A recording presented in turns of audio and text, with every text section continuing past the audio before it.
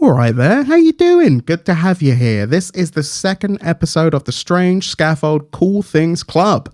I'm Chris Slight, and I'm going to be joined when we get into the main episode by Xalavier, of course, and Candace, of course. But this is our first guest. We will have guests on every episode going forward. It is Tom Vinita, who is currently working on Teenage Mutant Ninja Turtles Tactical Takedown. Did you know we were making a Teenage Mutant Ninja Turtles game? Seriously? Us? Strange Scaffold? We got that? We're doing that? If you didn't know, now you know.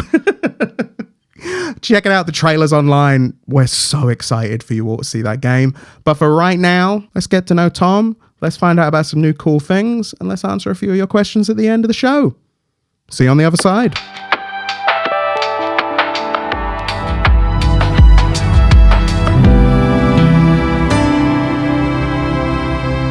You aren't on the last episode, Tom. You are a guest here among us. Us being me, Chris.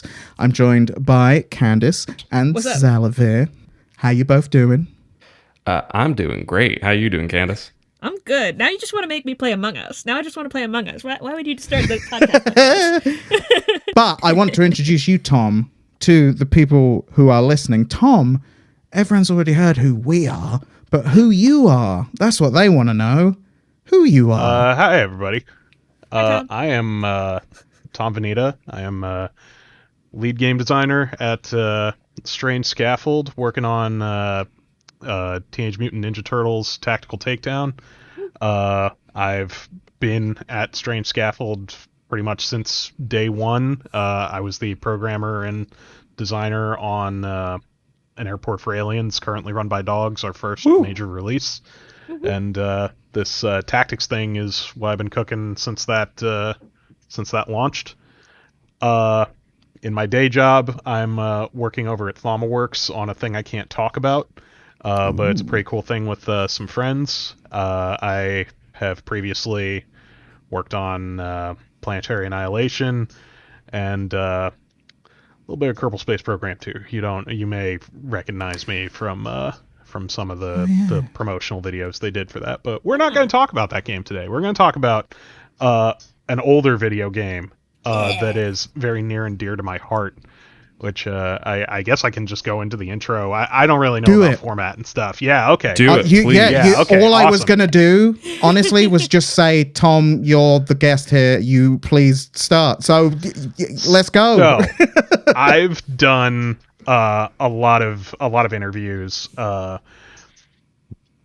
doing just being on the interviewer desk for like hiring people, right? And my go-to question for the icebreaker is tell me about a game that inspires you. Like kind of a softball, loosen up the vibes, and also give me a chance to like figure out, hey, what really interests people, what gets them excited, and what is what's their vibe, right? Like they say League of Legends. I know, like, oh yeah, you're like into competitive games and also like popular stuff. They say that I make my arbitrary judgments that we all make in hiring stuff.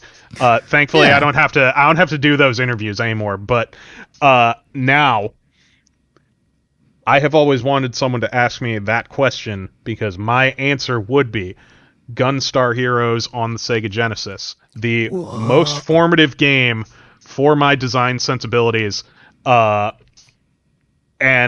probably who I am as a person, out of anything I have ever played. It was one of the first games I ever played. I played it before I knew what anime was, certainly before I knew what Treasure was, and I'm pretty sure it was my first scrolling shooter, and man, it's a doozy. So this is the direct reason of why several sequences exist in Teenage Mutant Ninja Turtles Tactical Takedown, right? Like that's why you fight on top of a train.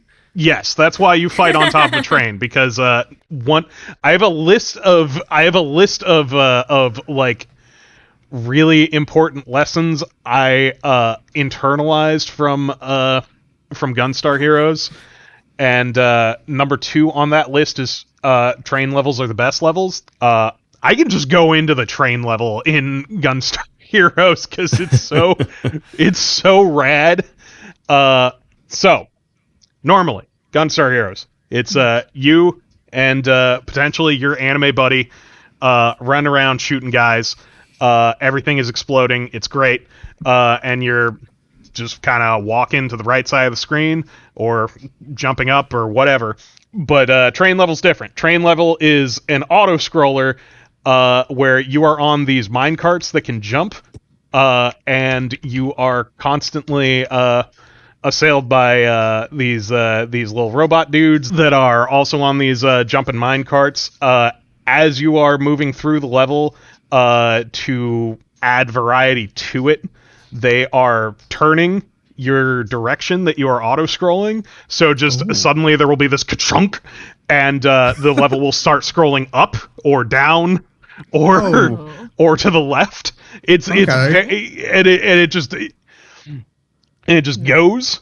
And most of the level is like guys trying to jump you while in these minecarts, interspersed with these mid-boss fights with a whole ass train, which is beautiful. So you will roll up next to this freight train. There will be guys shooting at you out of the train. You will shoot them, and then you will move on. And eventually you move through enough carts that the train just kind of catches on fire spontaneously, which is amazing. And they've got this guy Smash Daisaku, right? Who's like this pink looking. He basically looks like a low rent Moth M Bison, right? Train kind of tweens to the left off the screen as it's exploding, and M Bison in the engine cab is like, why are you doing this? He's got a little animation where he's shaking his fist. Train falls away. Train then tweens to the right back into the frame while on fire. This is just the engine now, so the entire train is decoupled. Whole thing is on fire. Multiple guys hanging off it for dear life. One of them is just running at like just running and keeping pace with the train with his arms up. Nice. Yeah. Nice. And the budget M Bison just gets pissed and starts throwing guys at you from the train cab, and then the whole thing explodes. And then he leaps onto the top of the engine cab and just like strikes a pose and does an evil laugh because he's gonna be back, but it tweens off screen. And then the boss fight starts. The actual boss fight, which is Seven Force. What's Seven Force? It's a boss fight. It's a transformer that uses the power of Mode 7 to transform into a guy that will throw fists at you.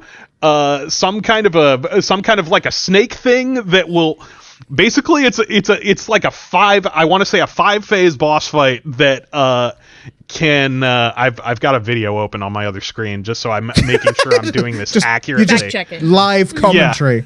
Yeah. But it's beautiful. It's so beautiful. But it's like a 5-phase boss fight that's randomized every time. One of the phases is just he turns into a gun. He turns into a gun that will spin. A full gun that takes up like a third of the screen and will just point blank just it will rotate, it will spin, and then it will shoot at you, and you just need to be ready to dodge a point-blank shot from an automatic handgun made out of these Mode 7 parts. And the funniest part is it'll do like it'll do like 6 shots, and then it will actually play a reload animation. It will tilt downward, and like a chunk will like slot into the bottom. They were cooking so hard with this game. Yeah. I cannot stress this enough. I opened with like kind of here's your intro to how sick this game is.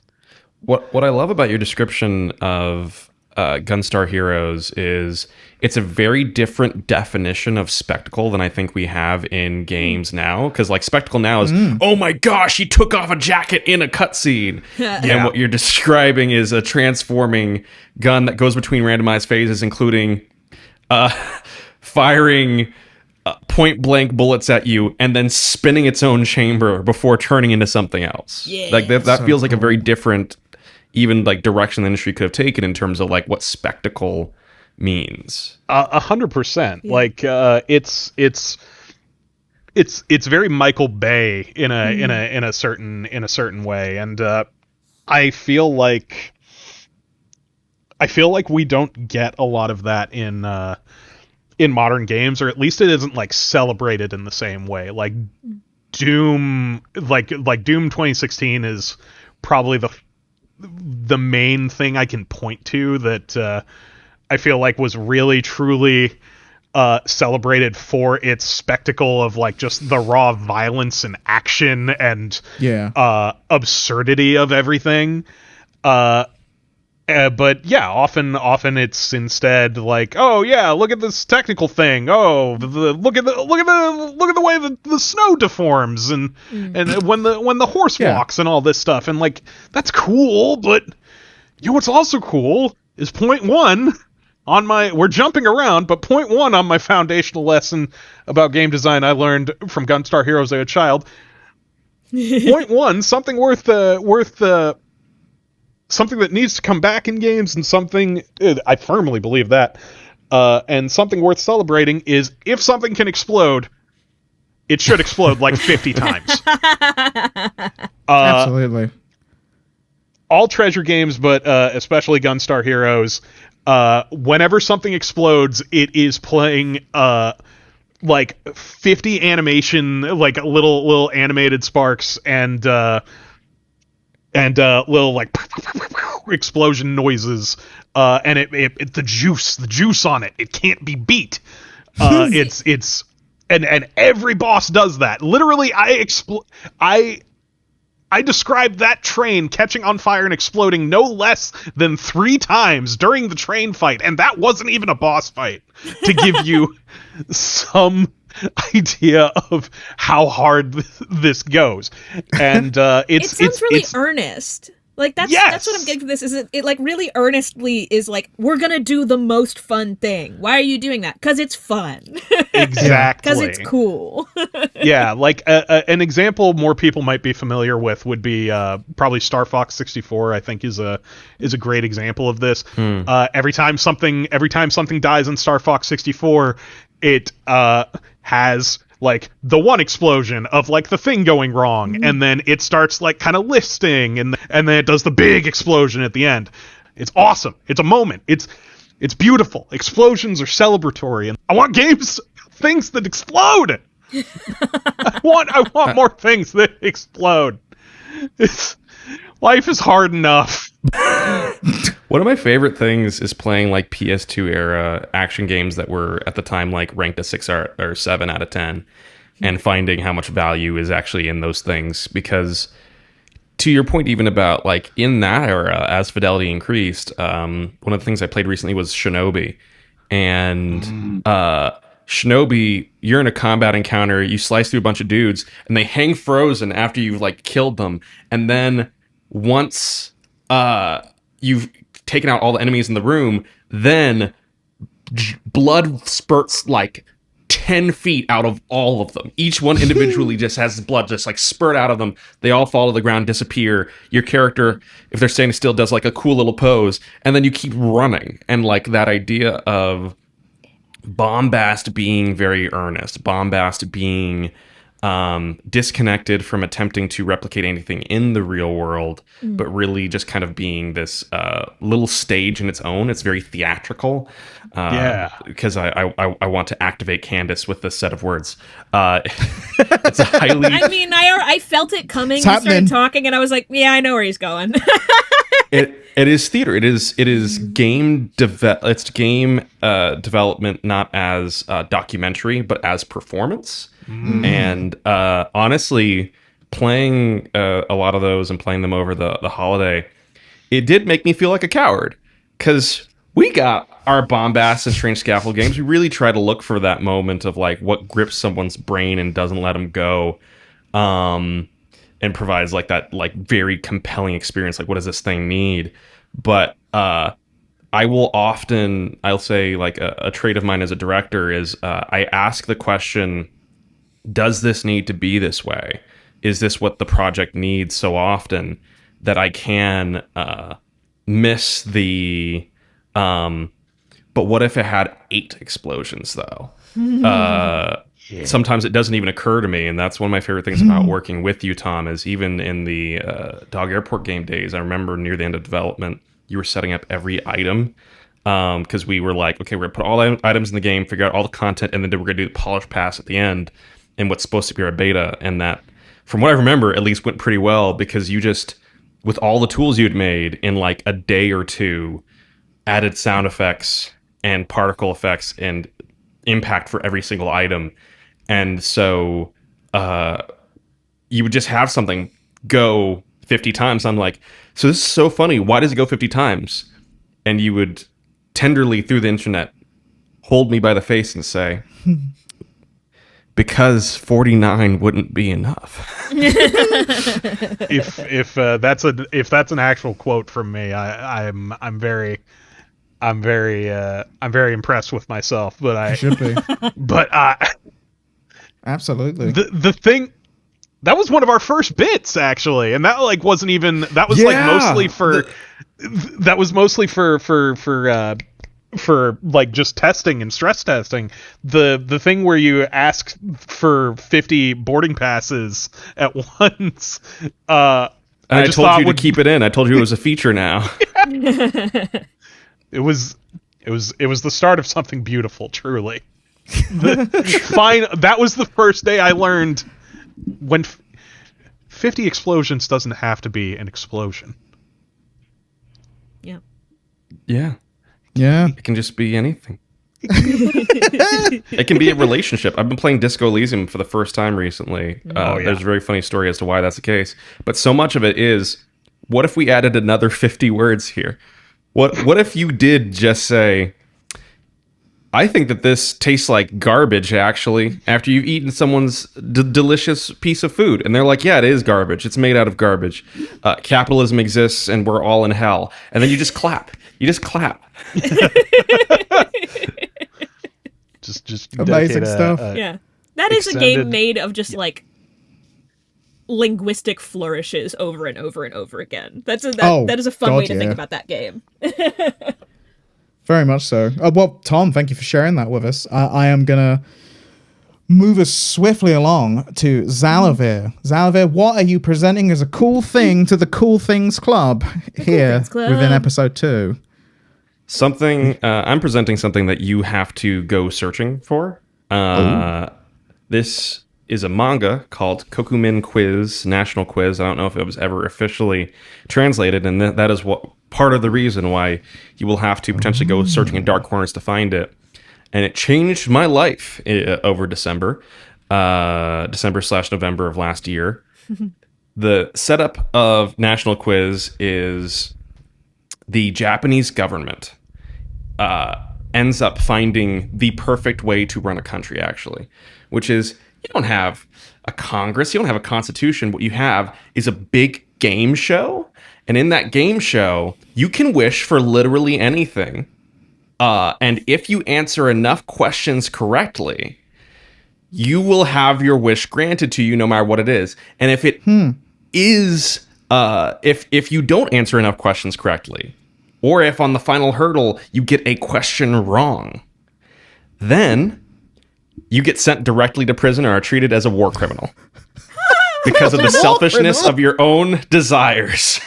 So people go into this game show and it's one was a little boy, and he was like, I lost my puppy and I can't find him. And all that was required for his wish to come true was 70 points. And so he nailed the really hard quiz, and then he appeared on the main game show, and he didn't get arrested as a war criminal then. They would have sent this child to prison, by the way. And then he made it to the final quiz, and here's all these selfish adults asking for the death of people. Some people wanted to own the nation of... I think they wanted to own Russia or whatever, and if he had won, it would have been the government's job to make that occur. Make that happen. Okay. Japan has become a superpower to the degree that it can and will make these dreams come true. And this little boy, one of the most touching moments early in the manga is this little boy, as all these adults are just like face planting with these questions, and several of these questions are unfair. They ask, "Hey, Mrs. Dodberry in this prefecture of Japan, what did she have for lunch yesterday? A, fish and rice. B, and it soup, and it's just like a multiple choice quiz. And this little boy gets his wish granted. He manages to answer it because this isn't just a normal quiz. No. This is Kokumin quiz. They're operating on a whole other level of Verhoeven-style spectacle. You answer the entrance exam. You're in the main game show. You answer enough questions. I think you have to answer 100% of the questions to enter the final round, where you get to not just earn points. You have to bet your points if you have a wish of a certain degree. And the amount of points you end up in the negative of determines what level of war criminal you're judged to be. So if your wish required 2 billion points because you've asked to own Indiana, you want Indiana to be yours, Indiana, United States, then you have to say, not just earn points in that thing, but say more points than you have in your inventory. Say, okay, for 2 billion points, I think it's B. And if it's wrong, you get sent to Siberia and are put into a dire work camp. And this boy manages to get the answer. And also, in that final round, only one person can answer each question. So if you answer that question, you get it wrong, there's 5 questions total asked in the final round. You burn everyone else from answering that question, potentially getting the points they need to not be judged a war criminal. And this little boy manages to answer the question, dooming the adults around him, and the entire force of the Japanese military dedicates their full might to finding this boy's puppy, and they do, and they crash in through the wall, and the game show, and that episode of that game show ends with the host, a former an actor who had failed the national quiz himself previously, and his sentence is he has to host the national quiz, talking about this is how dreams come true. This is the national quiz, and here's why it is the perfect form of government. And it goes from presenting this wild game show to showing the wider lives and environment it's created, the Verhoeven style political commentary on not just wider society at the time. I think this was made in this manga was made in the 80s/90s, oddly prescient for some of the things that are happening today in very scary ways. But also talking about just basic human nature. And as our primary frame of storytelling, the actor who hosts the game show, Kei Keiichi, as he ends up working with rebel groups and is dancing on the edge of multiple layers of performance. We're talking a lot about performance today, but it fits. The fact that as he's dancing on yet tighter and thinner tightropes, he starts going, man, maybe I should never get off the tightrope at all. Maybe the national quiz should stay alive forever. It is gripping, it is bombastic, and it is irresistible in a way that few stories I've read recently have ever hit me. In the middle of reading National Quiz, I started on the Iliad, and I read one page, and I was like, of course. An animatronic dragon has not once crashed through a wall, bearing a man dressed like a baby, declaring the might of the Japanese government, with a code word inside of that call to action that lets his rebel allies know that they can initiate the next stage of the plan. Why the fuck am I reading about Troy?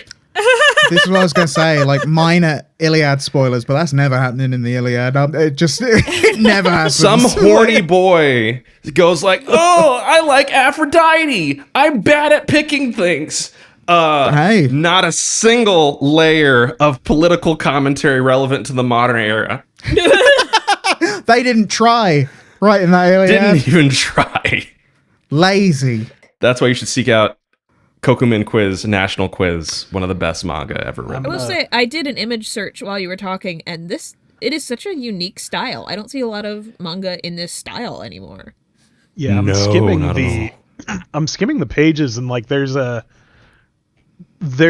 like, I say this positively, there's a grotesqueness to how people and characters are depicted in this that's like really, really fascinating to me. It's almost like I'm looking at something like kind of crossed with like one's art style, like Mob Psycho, but a cross between like that and like a Mike Judge cartoon. This is a manga that like you'll be following plot and it will just run a quote unquote commercial from the world just in the middle of the page, and it will just have a set of panels delivering this thing. One of them that I'm looking at, one of the first image searches, is the national quiz, gambling approved by God himself, and it just does a little cut in with just text on a white background in the panel that says "flooding you with happiness, the National Quiz Ministry," and then it goes back to showing you the plot, and that idea of even having interstitial cut-ins being a foreshadowing of things like Family Guy and so on and so forth. There is nothing new under the sun. Everything comes back to Kokumin quiz, and the only question is, are you brave enough to read it? I mean, I want to know. I currently, I'm like, I really want to know how this system of government works. Like, that was the main thing. I'm just sitting there going, but how? And if they elaborate and don't elaborate on the funniest things. Like, excellent. They will for like 5 pages to talk about like, oh, really interesting detail of how this works, and a different thing of, hey, so why are you allowed to nuke Australia? They don't answer that at all, because you don't need to. Yeah, they're like, it's what Australia quiz. Gambling approved by God itself. By God. God's got involved, came down. They were like, look, this is the way. Let me tell you. I love that. That's amazing. So that, like, silly. genuinely, as someone that's very interested in politics and everything, something in my brain clicked where I was just like, how does that work? How I want to know. I want to know all of the details about how that would work. Like, as soon as you said nuke Australia, I was like, would nobody want to stop Japan nuking Australia? Are they incapable of that now? What's happened to the world? Like, what's going on? I gotta know.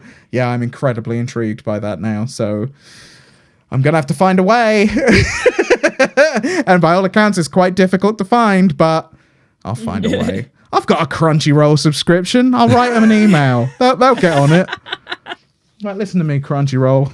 What's something that's been completely working for you lately, Candace? What's your cool thing for the cool things? Yeah, lay it on us. My cool thing is a group of cool things. Ooh. Because my cool thing for this episode is Sundance. Da, da, da. Sundance Film Festival. And specifically, I think this was because of COVID and trying to still show the films to people, is they have virtual screenings. But specifically, they have virtual screenings of all of the short films. And you can get a pass to see every single short film that is being shown there. For people who don't know, Sundance is an independent film festival. It's very esteemed and established in the filmmaking community. A lot of filmmakers either get their start at Sundance or have trained with Sundance, and it's very, very well established. And they also show short films alongside feature films. And you can get a pass for $50 to see every single one of the short films while the festival is running. Ooh. And I've done this for the last couple of years. It's an incredible value, especially if like I've now carved out that weekend to be like, look, this is Sundance weekend. If you want to talk to me, no, you don't. Do it later.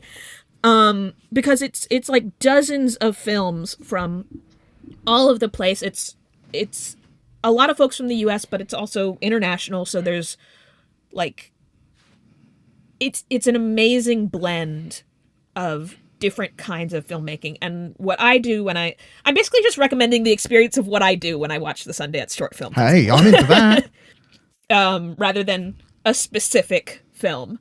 And I was saying shortly before we started recording, I'm timing it with this specific podcast because it is at the end of January is when this year's short film festival is. So if you got $50 or a couple of friends who can make $50 altogether, Yeah. then you can watch. If you're listening in the release window, perhaps it could be yours. Perhaps. It could be yours. And so this is either incredible timing or just the saddest timing, and you have to wait a year. But I like going in and literally just going in order. Because I think there's like usually 4 or 5 programs, and it's like between 5 and 8 short films per program. And I'm like, all right, I'm going to watch these 8 short films today. And it's very carefully curated to really be like excellent examples of whatever it is trying to be, whatever that specific short film is trying to be. But it's not curated in like, okay, here's all of the comedy, here's all of this. They do have 2 like offshoot categories of like animated short films, and it's like the midnight screening, I think is what it was. And the first year I saw it, I was like, oh, this is films with like nudity and sex in them. Like, okay, this is like the adults only screening. I understand what that is. And I went to see it the next year, and I started watching, and I was like, oh, that's not what this is, because it was the goriest, bloodiest, grossest, like, it was nasty. And I was like, oh, this is a different, I'm here for this vibe still, but this is a very different vibe than what I came in expecting. I was not mentally prepared for this vibe to be what my day was. Hold on. We are having people like drowning themselves in bleach in this one. This is, hold on. Whoa. That's I hadn't even thought of that before. Nasty. Like not drinking it, like immersing Drowning yourself in a tub. It was like over, and it's like someone is like rapping through it. It was crazy. It was very cool. Great. My intrusive thoughts have never come up with that before, and I feel like now they will. So here we are. I'm so sorry for that gift. Yeah, thank you. You know what could happen? I'm like, So a question I have, and this is, I haven't watched short films before. I don't understand the lens through which to watch a short film. If I'm getting started with these awesome Sundance short films, like, what is the value of a short film? Why should I be watching a short film right now today? I love that question. What a nice question. I have found from watching short films is that because they are pretty limited runtimes, and festivals tend to prefer slightly shorter runtimes, so like 5 minutes versus 20 minutes, because that means they can show more. Their very limited runtimes mean that there is very little fat on the bone. It is really cut to be really a lean machine that is there to tell a specific story and work through specific design challenges, whether that be, okay, we want to make every single scene have a through line of this color scheme. How do we do that? How do we make it so that there was one that I saw where it was about a flight attendant, and she was a flight attendant during a plane crash, and it had to do with like her flashing back into like moments of trauma from when she was a child during the plane crash. And the way that they shot it was a really like close camera just centered on her face. It not quite like that YouTuber GoPro look, but it was like really anytime she moved the camera, she was center of the frame every single moment. And like the way that information poured in from the outside, because it was just focused on her face, you couldn't really see details anywhere around her. It was just her face, and like shoulders up, and like trying to tell a story versus like. The reason you should go watch short films is because it is tons and tons of experiments on how to tell stories in a truncated format using limited resources and time. And what things that do you sounds choose useful to for me specifically. You specifically. Go do Sundance. Go and watch those films. How do you like pull in all these artistic choices to all point towards a feeling? One film from last year that gave me a really gorgeous feeling, and like I think even like describing it doesn't take away from that feeling, which you were. So if somehow you are able to see this short film, short films have kind of weird shelf life. It's hard to find them after festivals. It's called The Looming Cloud. And it's about this trio of siblings going to their mom's house to clean it out after she's passed. And they're like all adults. They're all like 30 somethings. And it's like a lot of like sibling banter and all this kind of stuff of them like driving to the house and just being like, oh, okay, yeah, look, why are you talking to me about that? You're so fake. I can't believe you. That's so funny. Oh, do you remember this time when? And it's just kind of like filling space. And you kind of realize as you're watching it, you're like, there is never a time when they are not on their phone. Like someone in each of these shots is doing something with their phone or with their laptop, and the brother of these two sisters is like, oh, you guys are so fake. I can't believe you're like trying to like rehearse your memorial for mom for your Instagram. Like, I can't believe you're doing that. That's crazy. And then they like later find him writing Instagram captions for his artsy pictures of the house in a room by himself. And they're like, you're fucking doing it too. You're fucking doing it too. And you kind of see it's like, okay, this is, how does grief relate to social media and presence? And does everything have to be content? And we end up with one of the sisters, like they're talking on the couch and the power goes out. There's like a blip. And it's like, oh shit. And they're like, oh my God, wait, there's like no reception here. Oh, I'm gonna go check. And the camera stays with this one sister. And she's sitting there and she's like trying to check her phone, but it's not worth it. There's nothing updating. She can't do anything.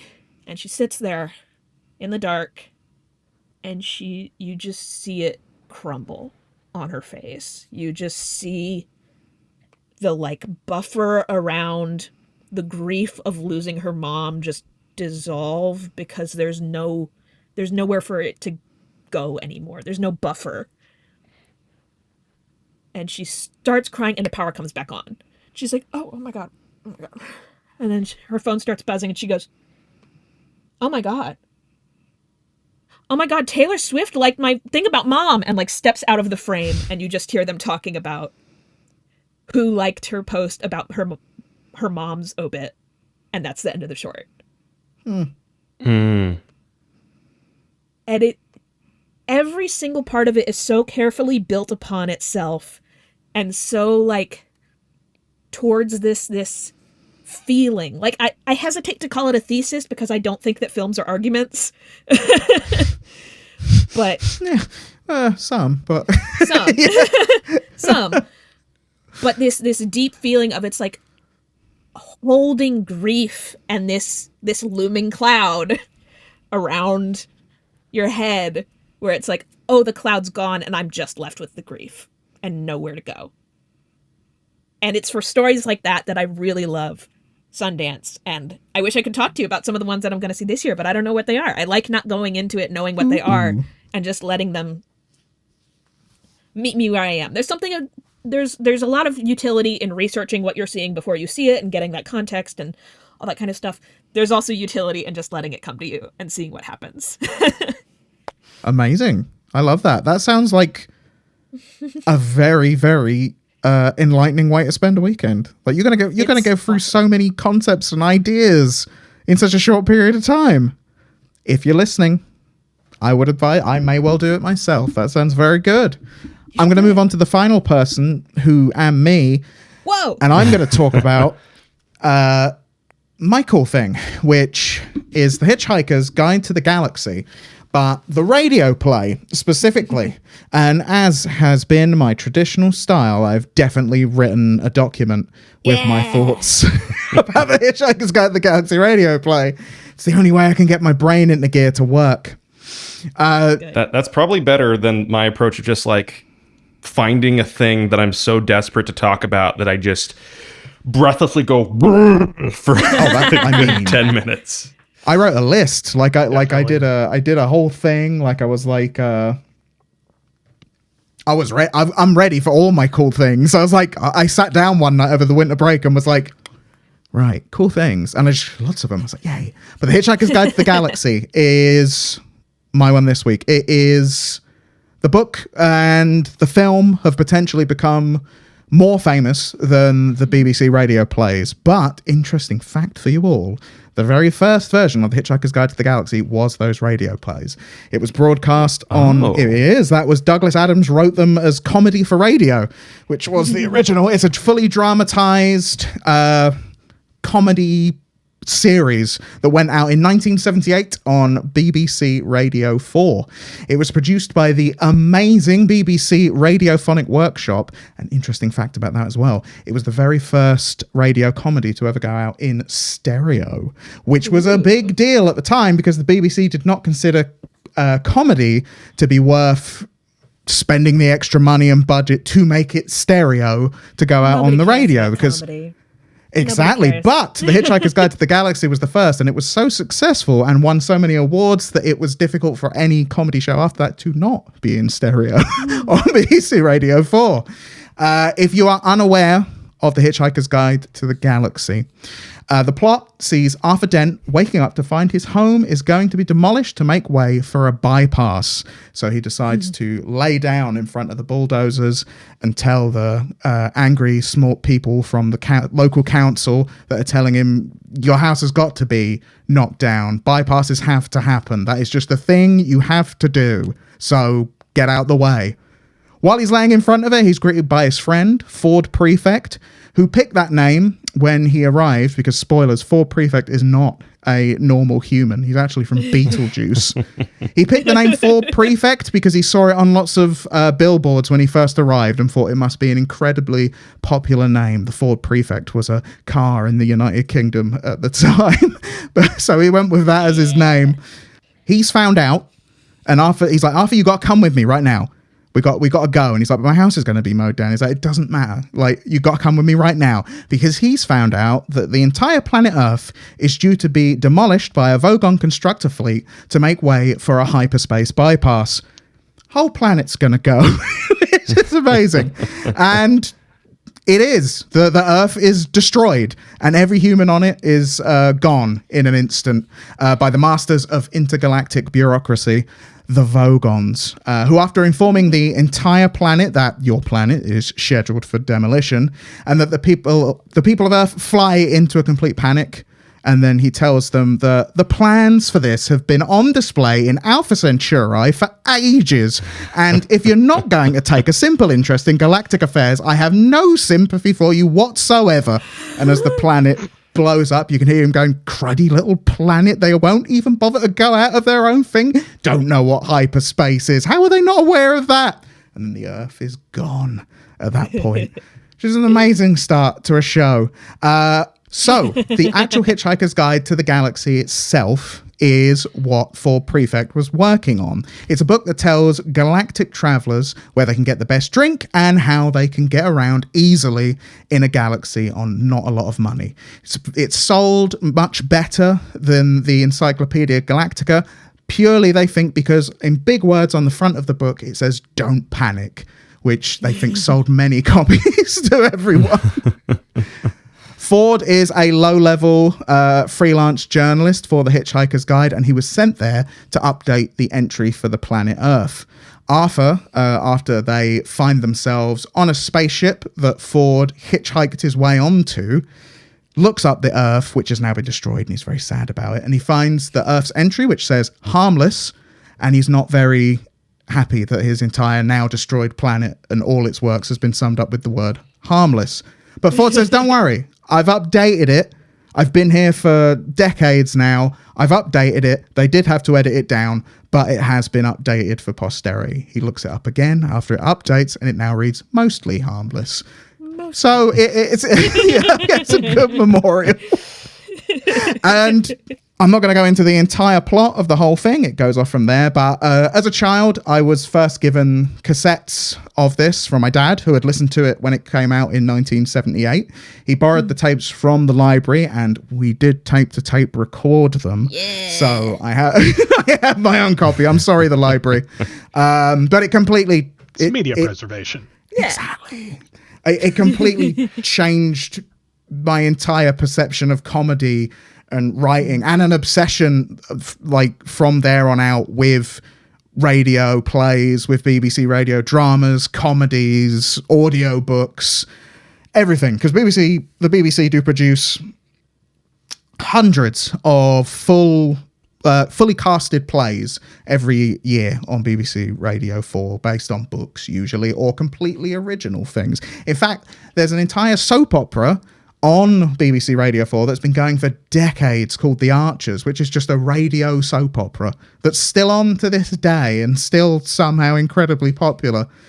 But one of the things that changed for me as well is just, it was growing up in a country where being proud of being from your country is not a good thing, and that's not a thing that you feel it should be a good thing, but all the people that you see that are waving around flags of England are normally not very nice people. They're in fact normally very racist and violent. So you have all of that as you just go, no, why on earth would I be proud of any of this? It seems terrible. Definitely unrelatable. This is really outside my experience. It's crazy, right? Like, yeah, it's but you know, it's couldn't be me. No, but it felt uniquely British, and it was probably one of the first things that I remember being like, oh, I'm from that. Right? That's good. I like this. This is for me, and not for, because you also grew up in the world where most of your media was coming from America. If it was like the big media, if it was not just like the television shows for the UK. So something being so big and inventive and amazing and British to me for some reason felt really like, whoa, you can do this. It had some of the best characters that you could hope to meet. Like, I'm not going to tell you too many of them, but one in particular, Marvin the android, who has been programmed by the Sirius Cybernetics Corporation to have a real people personality. But sadly, his real personality is to have what he describes as a brain the size of a planet, and to be very depressed and fed up about how stupid everyone is. He's not sure why they gave him the real people personality of being very depressed, but that is the one he has. So he's with it.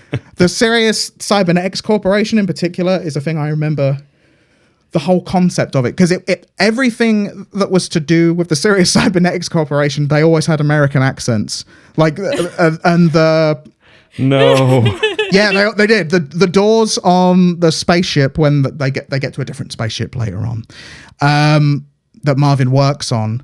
Say things like "glad to be of service" as you walk through them, and let out a contented sigh as you go through, because they've been programmed to be really happy about opening and letting people through them. The ship's computer is like, "Hi there," and he's really swell, and just want to say how much I respect all of you wonderful people. It's an amazing radio show. There's a I will, and I'm going off script. There's one particular bit that's like a completely isolated thing, but the ship that they're on later has a thing called the improbability drive. So that the ship moves through improbability. So however improbable something is, that's been harnessed into moving very fast. The cause of this, however, is that sometimes when the improbability drive is turned on, very improbable things happen. So they leave, and on the surface of a planet, a sperm whale is produced out of thin air, and it's falling straight down to a planet. It has gone from complete non-existence to hitting the ground at hundreds of miles per hour. And you get this monologue of this, what the whale was thinking while it's falling. And it spends all this time talking about how excited he is and figuring out what everything is. And he's like, oh, what's this behind me?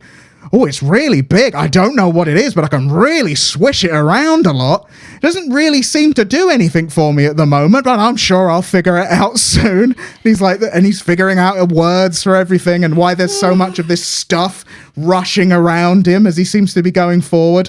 And the last thing he said, he figures out what he's going to call the thing rushing towards him really quickly, which is the ground. And the last thing he says is, oh, I hope it'll want to be friends with me. And it splashes into the floor.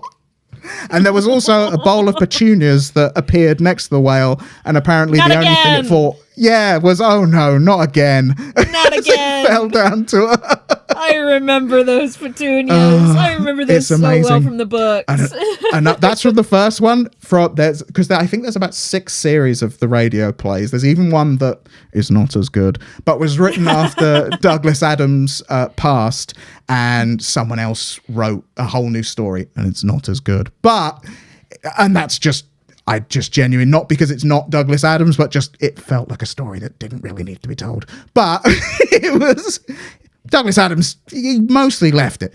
But anyway, there's a character that appears, I think, in the 3rd or 4th season, and he's like this hideous, disgusting fly. He transports Arthur Dent to this disgusting room that he's in that just is filled with bits of artwork and statues that are really, really cruelly made of Arthur Dent. And all of them are depicting various things Arthur Dent has done. Some of them are like squashing a fly. Others are eating a sandwich. Some things are just him putting on a bag for the first time. Turns out this creature that is a fly, every single time it died, Arthur Dent did it in some way. It all led to Arthur Dent. No. When he was the sandwich, it was the cow that got killed to make the beef that went in that sandwich. That bag was made from rabbit skin that Arthur Dent had built himself when he was trapped on a prehistoric planet. And he said he went through many lives until he slowly started figuring out that the same thing that happened over and over again was that at the very end of it, Arthur Dent would show up and he would kill him. and he's using his last life, which he's calling his revenge life, to kill Arthur Dent because he hates him. Brilliant. It's brilliantly written. It's a brilliant radio show, and yeah, I strongly recommend. I think it might be on Audible. I strongly recommend anyone check it out because it's brilliant. And we have at least 3 different versions in this chat that we are fans of too, because you like the radio show, I like the books. Xalavier, you said you like the movies, right? I liked the movie, and I also read the book. Yeah. Yeah, they're all very Tom, good. Douglas Adams wrote the books. Yeah, it was very good. Tom, have you gotten into Hitchhiker's Guide before? I appreciate the clips of the film that I've seen. Nice. It seems like a grand time. I've just never gotten around to it. No. That's exactly what the Cool Things Club is for. So we all find new cool things that we love. Exactly. Yeah. I love the Hitchhiker's Guide to the Galaxy. Strongly recommend people check it out. I'm just gonna walk around and tell people that, like, when they say like, what are your plans for 2025 what are your plans for 2025 now? Yeah. What are your plans? I'm just gonna say, I'm on my revenge life. This is my revenge life. This is my revenge life. It's so good. It's just when he starts. It's because I can't do it justice. But as he's describing, and fun fact, the character's played by Douglas Adams. It was one of the last things he ever did, and he's really good at it, considering he's not a voice actor ordinarily. Yeah. But yeah, it's and I got to see most of the cast that was still living do it live. They did a very short tour, and I got to go with my dad, and I saw them all do Hitchhiker's Guide to the Galaxy live. It was amazing. That's so cool.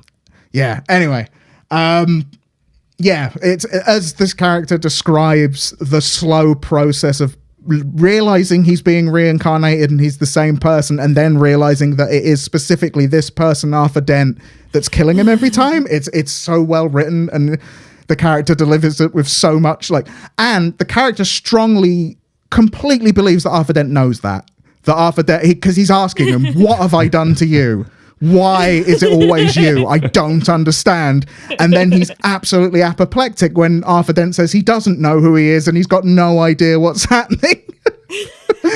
So yeah, really good. Really, really good. But what I'm going to move us on to, however, is our final segment of the show. Oh, right. We have questions. We have questions. If you head to the Discord, which you can find the link for in the notes of the show. Now, this one ties into something that if you haven't seen it yet, I would strongly suggest you do. A brilliant YouTuber by the name of Noodle made a documentary about the video game for Strange Scaffold that never happened, called Bass Reeves Can't Die. And check that out would be my first bit of advice. Fun fact, I noticed that video, loads of people have watched it, and I'm incredibly grateful to Noodle for making it. I said to Xalavier actually the other day, it made me cry, which is impressive at the amount of crying I've done in my life. You'd feel you'd run out, but no, it still made me tear up. So I'd check it out. But someone asked, considering this was Puck on our Discord, considering the affinity between Strange Scaffold and Bass Reeves, I was wondering if you had any thoughts about the recent mini-series, Lawmen Bass Reeves. I haven't seen that. Have any of you seen that? The funniest thing I can say for it is we briefly, before we started on TMNT actually, we talked about working with that upcoming Bass Reeves show instead, and there was never like a version of that seemed like it would be the right fit, and there was questions about like how that would go down. Like there's when you're talking about historical figures, there's surprising legal and logistical concerns to go over before you even count the fact that it was it was a spin-off for Yellowstone. So yeah, that's the main thing I can say about it is we talked to Paramount about maybe doing a Bass Reeves, Lawman Bass Reeves DLC, or a Lawman Bass Reeves game, or sidequel or something like that. Before it was called Lawman Bass Reeves, and there was just, among other things, because the thing kept getting delayed, I think, for like years. Like people were like, "It's happening. It's even been filmed. When's it coming out?" No one knew. That not happening is part of the reason that Teenage Mutant Ninja Turtles probably happened. So, wild. The number of...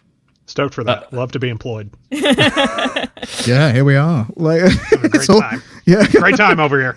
It's always wild, especially when if you've survived in games long enough, like the projects that like passed you by, and sometimes the bullets you dodged without even knowing them. They were flying actually all around you. They carved out a whole little human shape around you. You didn't even know. Bass Reeves, Lawman Bass Reeves, to be very clear, it seems like it would have been the former, just like, oh, that could have happened, didn't happen, wild.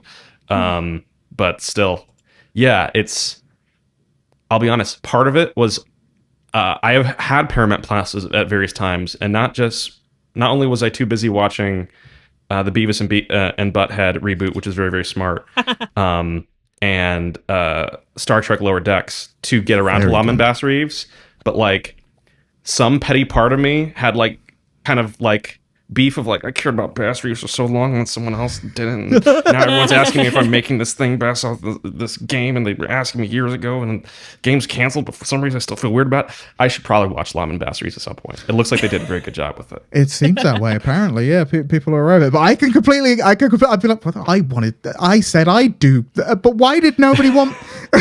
And now this? The time I finally decided to do a Bass Reeves thing, literally... I think like a month later, they were like, we're doing a movie. And then it was a TV show.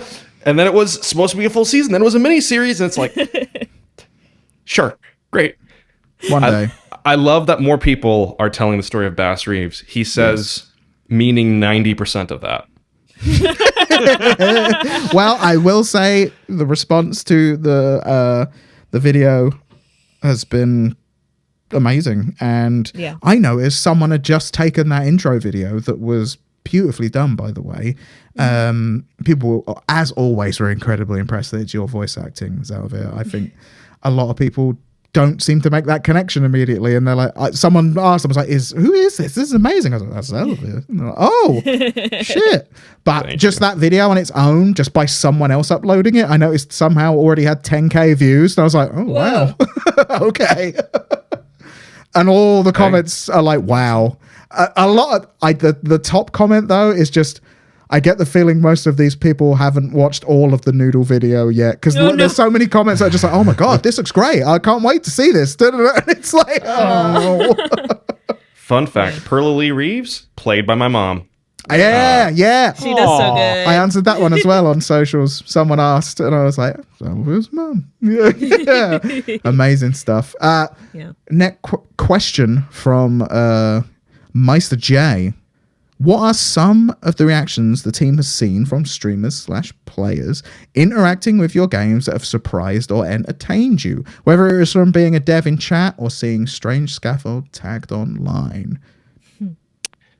Tom, do you remember the piss filter? I remember the piss filter, yes, but The piss also filter. I have a more wholesome version of this. Well, that I makes mean, I me, want to know about the piss filter. Like, we began. Okay, You tell yours first, Yes. Tom, and then I'll talk Yeah, about piss piss filter. I'll filter take on that time. Yeah. responsibility. Okay, Thank you. there's this streamer and voice actress I'm a fan of, goes by HP Holotones, and she did a full playthrough of Dog Airport, and it was really, really cool to see someone I have admired the work of getting so much joy from the game, and I liked it so much that I did a presentation as a little knowledge share thing about comedy in game design at Intercept Games when I was still working on Kerbal, and I used a clip of from her stream of she was encountering Gorby for the first time, but there was also a little bit of using the umbrella to jump really high and little bits of joy and stuff in that, and it just it wasn't anything super profound or anything I took a lesson from beyond just man, it feels good to make a game that's funny and that people are just that just makes people happy. I like making a thing that just makes somebody happy, and those little bits of joy and getting, it's cool. It's really cool to be able to make it doesn't have to be super complex. It doesn't have to be a thing that you can replay over and over forever. That is this big crazy, it doesn't have to be this phenomenon or anything like that. It can just be, sometimes making a game can just be making someone smile or making someone laugh with just a little thing that you did. Just a little, I made the umbrella twirl, and now you can jump 4 feet higher, and now you can, or four times higher, and it's cute. It was nice. It was a nice moment. But what about the piss filler? The piss filter. There's a wonderful God. Before we go to the piss, Right.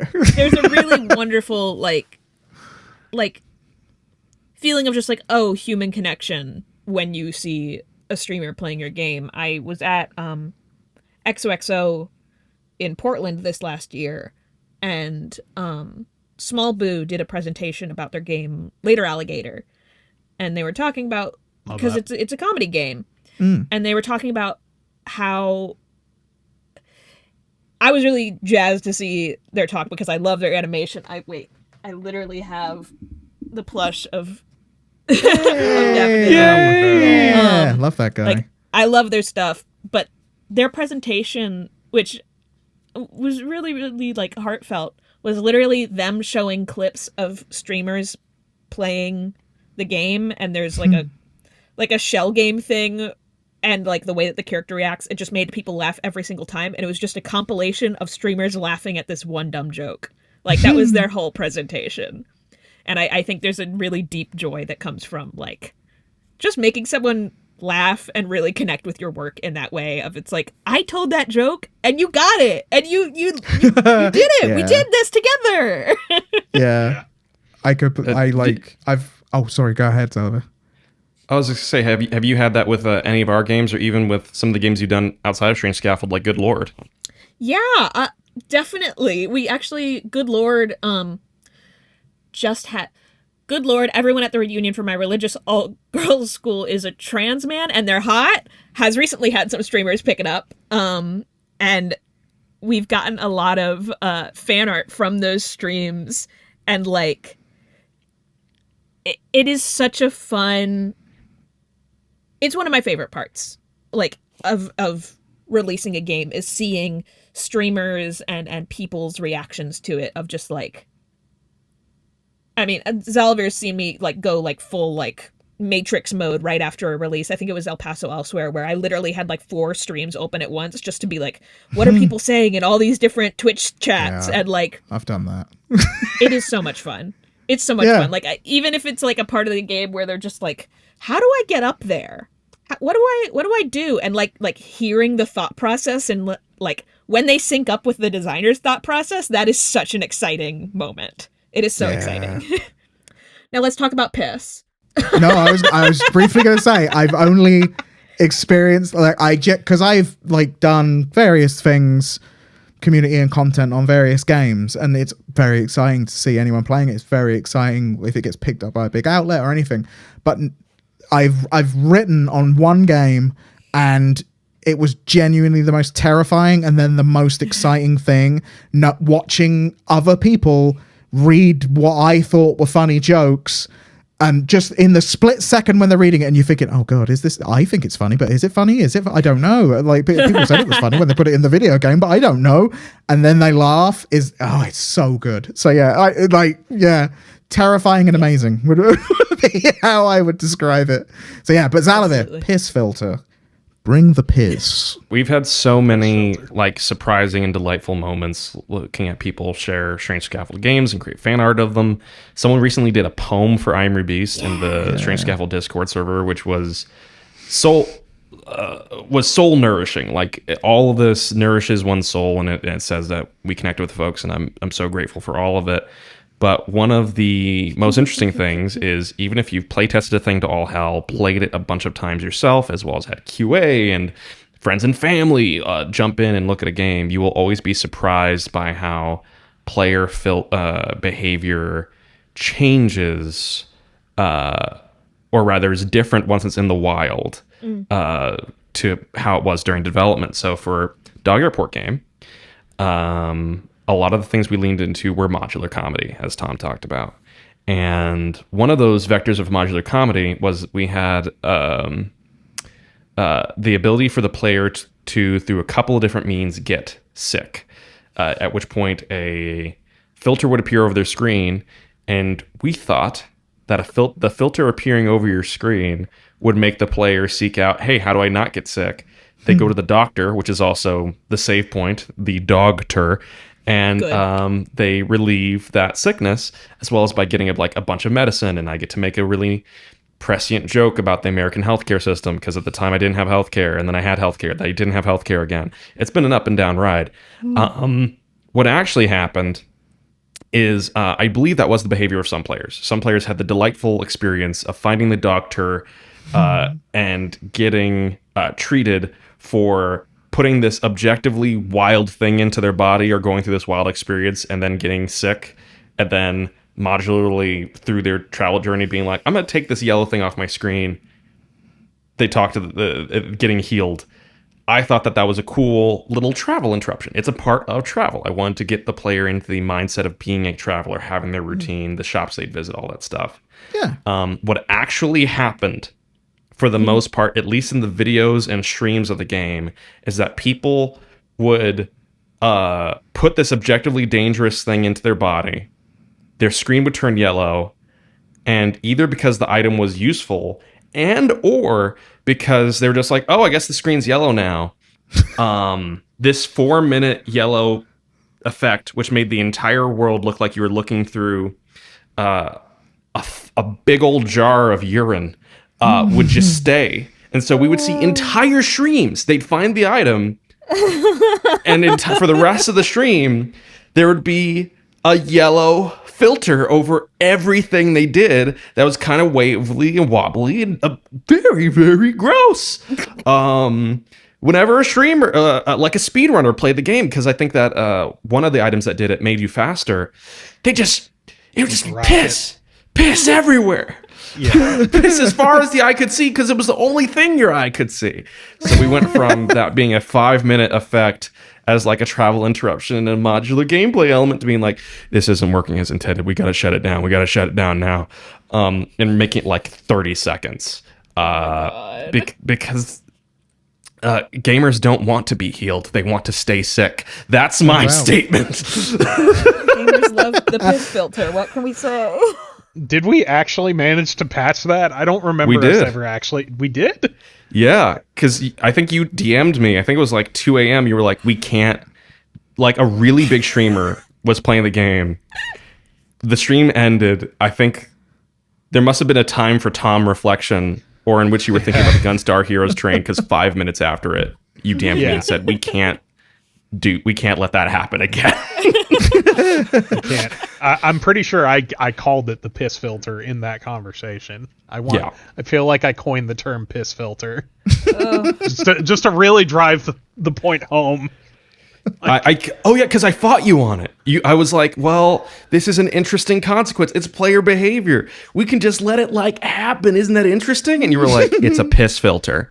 The entire game is being seen through a piss filter. Hundreds of times a day, people are seeing just piss. Is this your dream? Is this why we worked on this? You're looking up piss filter in our chat? Yeah. Also, I gotta ask, how much piss filter was there? From you, so much piss filter. From me, potentially want to add a piss filter toggle. This is just search results. This is all in the same day. All piss filter. Piss filter toggle. Potentially want to add a piss filter toggle. No, best. The response to potentially want to add a piss filter toggle. I know I ask this every time. Your response. What is Dog Airport without piss filter? It's a question worth asking. My response 1 minute later. Good point. Good point. I don't think we ever patched it. No. I remember us making the time shorter. We changed the timing at least a little bit. Well, we got to find out. That's your homework. That's your Strange Scaffold Cool Ladies and Things Club gentlemen. homework. Tell us if there's still piss filter. Gotta make it have parity on Xbox too. You think something with the GDK has changed in 6 months? Don't. Bill Gates would have looked at that. He would have. My response. Don't even want to think about it. Nope. Oh. Dog Airport. It's a game with a lot of piss. Oh wait, so Maybe you just left it. Oh, because we were thinking about parity across all platforms. We were like, This is a great insight into the game development process. too much changed with the console platforms in the time. We'd have to update the engine, update the different thing, fix new bugs. We don't have the support of the porting company anymore, and that's just to make there be less piss. Maybe we just let people piss. Maybe they conclusion. fixed it. Maybe they fixed it in the Switch version. We poured the Switch version I could almost guarantee. Let me have this. Let me have this. Do you think that has the Nintendo seal of quality? I don't know. On that note, we will wrap this up here. Thank you for joining us, Tom. We'll be back next time.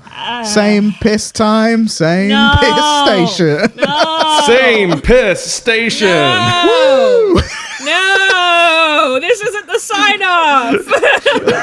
It's the new sign-off of the show. The Cool Piss Club. Yeah. It's the Cool Piss Club. That's the title of the episode. For a sign-off, and now we're pissing. It happened. Sorry, everyone. See you laughed. soon. That's how upsetting it is. Play Gunstar Heroes. It's on Switch. There really you go. good. It's Bye. also on Take a emulators. nap. Go take a nap. It has piss in it.